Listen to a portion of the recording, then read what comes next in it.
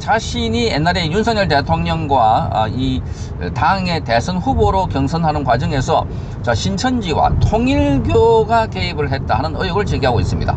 자, 이 시점은 지금 특검이 김건희 여사와 관련해서 통일교에서 뭔가 선물을 했다라고 해서 김건희 여사를 중점적으로 지금 겨냥해서 수사를 하고 있을 때 바로 이런 이야기를 하고 있어서 마치 특검에게 큰 힘을 실어주고 있는 듯한 발언을 하고 있습니다. 자, 홍준표 시장은 자신의 페이스북에 이렇게 말합니다. 윤석열 전 대통령 측 총괄본부장으로 지휘하던 권성동 의원이 당원 투표에 압승했다고 큰 소리를 친 배경이 바로 신천지와 통일교 등의 종교 집단의 책임 당원 가입이 원인이었다. 자, 이런 것을 알만한 사람을 다 안다 이렇게 말하고 있습니다. 알만한 사람을 다 안다. 자, 그런데 알만한 사람을 다 아는 상황 같으면 왜 이 문제를 맨 처음에 그때 제기하지 않았고, 또 윤석열 대통령이 대통령 되고 난 이후에는 자, 이 윤석열 대통령과 따로 만나서 만찬도 하고 독대도 하고 그러는데 그걸 다 인정해 주놓고 윤석열 대통령과 함께 자, 이 관계를 유지하다가 지금 윤석열 대통령이 구속되고, 그리고 국민의힘 의원들을 향해서 더불어민주당이 마구 공격을 하고 있고, 자, 윤석열 대통령을 체포할 당시에 그때 당에서 45명이 가서 윤석열 대통령을 체포를 해서는 안 된다라고 막는 사람들, 이 사람들에 대해서 제명을 해야 된다라고 박찬대가 제명해야 된다고 결의안을 촉구하는, 자, 이러한 상황에서 이런 주장을 펴고 있는 홍준표. 이 홍준표는 그야말로 지금 더불어민주당 이중대 중에 핵심 이중대가 아닐까. 그러니까 일각에서는 지금 한동훈보다 더 나쁜 사람이 홍준표다 하는 이야기도 나오고 있는 이유가 바로 이런 걸로 보입니다. 자, 그러자 권성동 의원은 자신의 페이스북에 이렇게 말합니다. 저는 경선 기간 동안에 특정 종교와 결탁해서 조직적인 투표를 독려한 사실이 없다. 자, 허위 사실을 유포한다면 참지 않고 법적 대응에 나서겠다 이렇게 예고를 했습니다. 자, 그런데 홍준표는 대구시장으로 있었던 2022년 8월달에 신천지 교주 이만희 씨의 경북 청도 별당에서 그를 만났다고 합니다. 그래서 직접 그 이야기를 들었다라고 하면서 신천지 신도 10만 명을 국민의힘의 책임당원으로 가입시켜서 윤석열 후보를 도운 것은 바로 윤 후보가 검찰총장으로 있을 때 신천지 압수수색을 2번이나 청구 못하게 막아줘서 그 은혜를 갚기 위해서 그렇다 이렇게 말하고 있습니다. 자, 그러면서 지금도 그 신도들 중에 상당수는 국민의힘의 책임당원으로 활동하고 있다. 자, 그래서 그 일들이 본격적으로 수사될 것이다 이렇게 말하면서, 자, 그래서 이 건을 보면 홍준표가 지금 국민의힘에 계속 압박을 하고 있는 이런 형국입니다. 탈당을 해놔놓고 본인은 정계 은퇴한다 이렇게 해놔놓고 계속해서 국민의힘을 저주하듯이 국민의힘의 치명타가 되는 내용들을 그 사실인지 여부를 확인도 안 되지만 어쨌든 밝히고 있는 이런 상황입니다. 자, 이걸 보면 정말 기가 막힌다 하는 생각인데, 국민의힘에서 당대표를 2번이나 하고 당 대선 후보도 2번이나 했고, 그리고 도지사를 했고 시장도 했고, 자, 이런 사람이 국회의원을 뭐 5선인가 했습니다. 이런 사람이 지금 자기 당이 있던 거기다가 뭐 침을 뱉는 정도가 아니라 막 맹독을 뿌리고 있는 것 같아 이런 생각이 듭니다.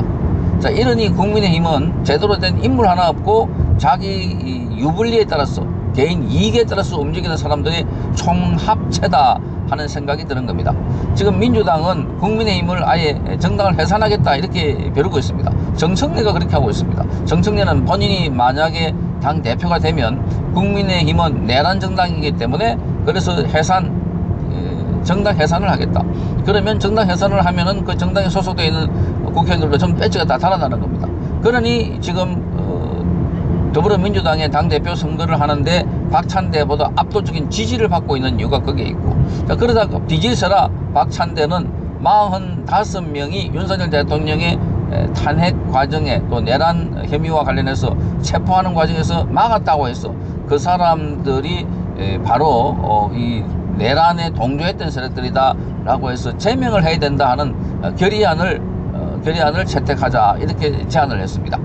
자, 이걸 보면 지금 국민의힘은 그야말로 앞뒤 좌우 어디를 보더라도 전부 다 위기 상황밖에 없는 겁니다. 이럴 때 홍준표가 나서서 자기 당 과거 지금 탈당을 했지만 도와주기는커녕 거기 저주라고 하고 있어요. 저주. 계속해서 무너져라, 무너져라, 저 탑이 무너져라, 깨어져라. 자, 이렇게 하고 있는 듯한 이런 내용들입니다. 자, 이러니 지금 홍준표의 이 행동을 보고 자, 완전 정치의 밑바닥을 보여주는구나, 이런 생각을 갖게 되는 겁니다. 그러니까 지금 이재명의 폭주, 이재명의 이런 그 입법 폭주 그리고 독재, 여기에 대해서 단 한마디도 하지 않고 그저 국민의힘 보고 자, 드디어 이제 국민의힘은 뭐 사라지게 될 것이다, 망하게 될 것이다, 뭐 국민의힘의 친윤파들, 친윤 세력들은 다 심판을 받게 될 것이다, 이런 얘기를 계속해서 줄기차게 하고 있는 게 홍준표입니다.